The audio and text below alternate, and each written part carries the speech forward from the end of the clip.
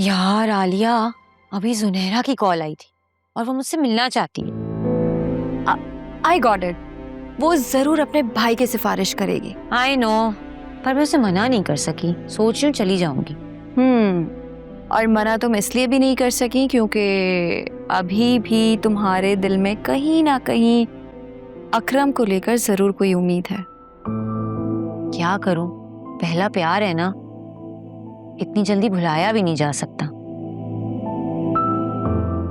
काश दिल का भी कोई दिमाग होता। वाह, क्या मेडिकल शायरी की है तुमने।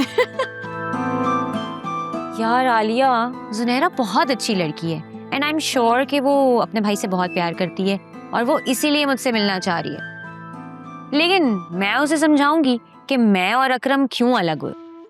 मैं नहीं चाहती कि उसे ये महसूस हो कि मैंने ये रिश्ता किसी लालच में आकर खत्म किया है। जैसे तुम्हारी मर्जी। तुम्हारा आज का क्या प्लान है? आज का मैं सोच रही हूँ घर का कुछ माहौल बदला जाए। मैं सोच रही हूँ कि जोया को ना ड्राइविंग के लिए ले जाऊं। By the way, I am so surprised. मतलब पहली दफा में उसने इतनी अच्छी गाड़ी ड्राइव की और वो भी मेन रोड पर। माशाल्लाह। आलिया, जोया बाजी ना शुरू से ही बहुत ज़हीन थी। क्लास में भी याद है फर्स्ट आती थी। इंटर में भी तो देखो कितने अच्छे नंबर आए थे। अगर अम्मा ने ना उनकी जल्दी शादी ना की होती ना तो अभी उनका इंजीनियरिंग कॉलेज में एडमिशन हो चुका होता। अम्मा बेचारे भी क्या ही करते हैं। खानदान वालों ने तो हमेशा ताने दिए कि असलम की 3 बेटियां हैं, ये तो बेटियों की शादी करवा करवा के ही खत्म हो जाएगा। और जरा देखो, बुरा वक्त आया तो ये सारे खानदान वाले कहाँ गए? जाने दो। वैसे तुम्हें वो लाइन याद है, वो जो स्कूल वैन के पीछे लिखी होती थी, आग लगे बस्ती में हम अपनी मस्ती में।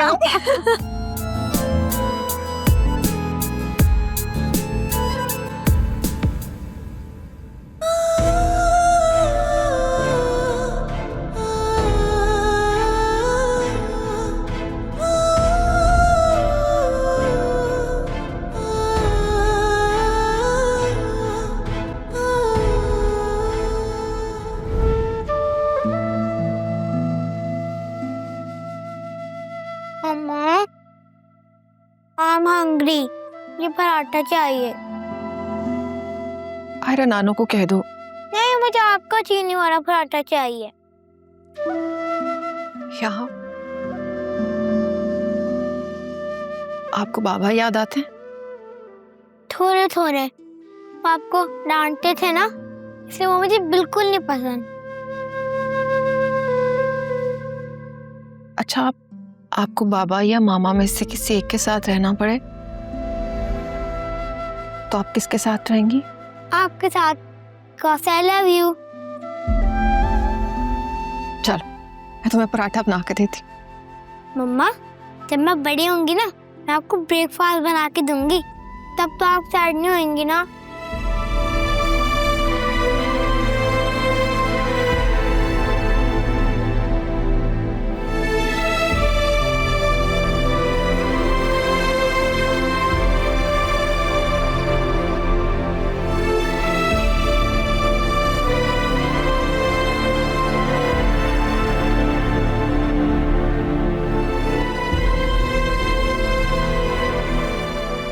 ये लो, नाना अब्बू को देना। कहना मामा ने दिया। ठीक है। ये वो है जो मुझे बहुत पहले कर लेना चाहिए था। क्या मतलब? मतलब ये कि अब हम यहीं रहेंगे। ये। लेकिन मम्मा, आप प्रॉमिस करें, आप कभी नहीं रोएंगी? कभी नहीं। प्रॉमिस?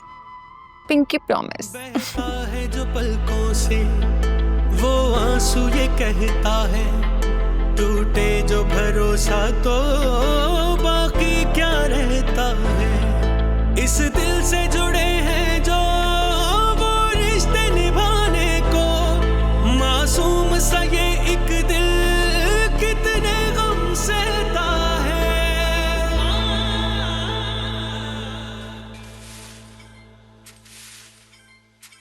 अकरम, फोन साइड पे रखो, बात करनी है मुझे तुमसे। बोले। सुन रहा यार ये कब तक ये नॉन सीरियस एटीट्यूड रखोगे तुम अपना? हाँ, अपने बारे में क्या ख्याल है?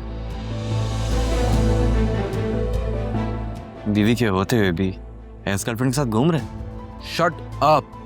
उल्टा मुझे ही खामोश करवा रहे हैं। जब किसी चीज का पता ना हो तो बोलना भी नहीं चाहिए। मैं बस इतना जानता हूँ भाभी घर पे नहीं थी और आप अपनी एक्स गर्लफ्रेंड के साथ कॉन्सर्ट अटेंड करके आ रहे थे। मैं आपको भाभी के साथ ये सब करने नहीं दूंगा बा। अकरम अपनी ना लिमिट्स में रहना समझ आ रही है कि नहीं आ रही है? मेरे और फरिया के दरमियान अब कुछ भी नहीं है। ऑफिस में एक साथ काम करते हैं हम लोग, ऑफिस के और भी कोलीग्स से कॉन्सर्ट में। लेकिन फिर भी क्या? हाँ, फिर भी क्या? तुम मेरी मॉरल पॉलिसिंग करोगे? हाँ, वो इंसान जो खुद एक लड़की के चक्कर में जेल में मार खा के आया है। पहले अपने गिरबान में झांको, उसके बाद मेरे गिरबान में झांकना, ठीक है? जिसको आप नहीं जानते उसका नाम लेने का आपको कोई हक हासिल नहीं है भाई। तो फिर बताते क्यों नहीं हो? क्या ताल्लुक है तुम्हारा उस लड़की के साथ? हाँ, ऐसा क्या हो गया जो उसने हमारे पाँव के नीचे से जमीन, सर के ऊपर से आसमान छीन लिया? बोलो ना, मुंह बंद करके क्यों खड़े हो गए हो? अब क्या हम सब ये डिजर्व करते हैं जो तुमने हमारे साथ किया है? और जिस फरिया पर तुम उंगली उठा रहे हो ना, उसी फरिया ने तुम्हें जेल से बाहर निकलवाया है। वरना जो तुम्हारा वो सुल्तान था ना, पूरे 2 करोड़ रुपए मांग रहा था मुकदमा वापस लेने के। बातें करवा लो इनसे। फरिया को लेकर मेरे दिल में कोई चोर नहीं है। हम लोग बहुत अच्छे दोस्त हैं और रहेंगे। मुनासिब वक्त आएगा तो मैं खुद आलिया को सब कुछ बता दूंगा। लेकिन अगर ये बात तुमसे या जुनैरा के थ्रू उस तक पहुंची ना, मुझसे बुरा कोई नहीं होगा, याद रखना।